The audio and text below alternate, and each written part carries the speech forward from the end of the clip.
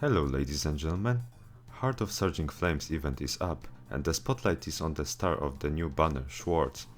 That said, aside from her, there are other new operators, including one that everyone gets after completing mission OF4, Ceylon. Is she any good though? What makes her instantly stand out is her big healing range that she gets at Elite 1. There is a catch however.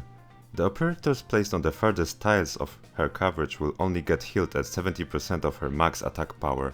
She makes up for it with her first skill, which heals the target at 170% of her attack power, and stores 2 charges at skill level 7, which is very easy to reach during the event. It can go even higher with mastery at Elite 2. Her second skill however is the interesting one. At level 7 she gains plus 50% attack, heals 1 additional target, and grants resist effect that lowers duration of stun, chill and freeze by 50%. Now let's address the elephant in the room that is her talent.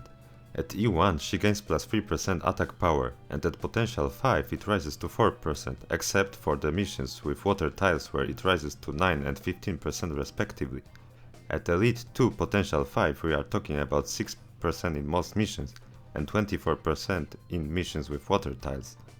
Now, that higher number sounds insane on paper, except there are currently no water missions outside of the event, and as far as I know there are no upcoming ones either, so when we combine it with her low stats compared to other healers, her utility becomes questionable at best.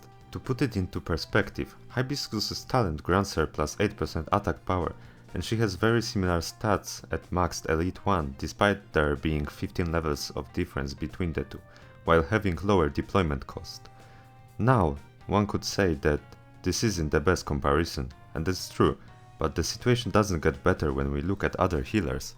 With all that said, she definitely excels in the event missions, especially with her second skill as it helps with snipers that stun operators almost all the time there.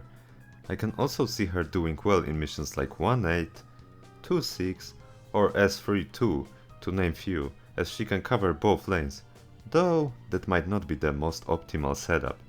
And possibly Annihilation 2 and 3, but this is something that I will be testing out soon. The question is whether you want to invest into an operator that is mostly useful in one event and maybe couple particular missions.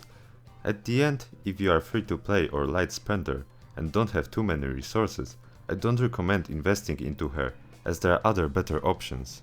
That said, if you still want to use her because you like her design or something, it's not a bad choice either. If you're new to the game and don't have too many operators, she will help you get through the event missions, which is a big deal because the rewards there are insane. The added bonus is that you can max out her potential during the event, and her deployment cost goes down by 3 total, which is a lot. So that's about it. Thank you everyone for watching.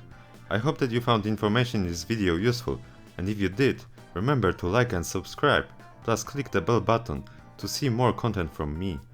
If you didn't like the video, tell me why. Also, follow me on Twitch, where I stream Arknights on Wednesdays, Saturdays and Sundays, plus sometimes on Fridays, and if you want me to cover another operator or a mission, etc., leave a comment and if I can I'll cover it. Take care and stay safe.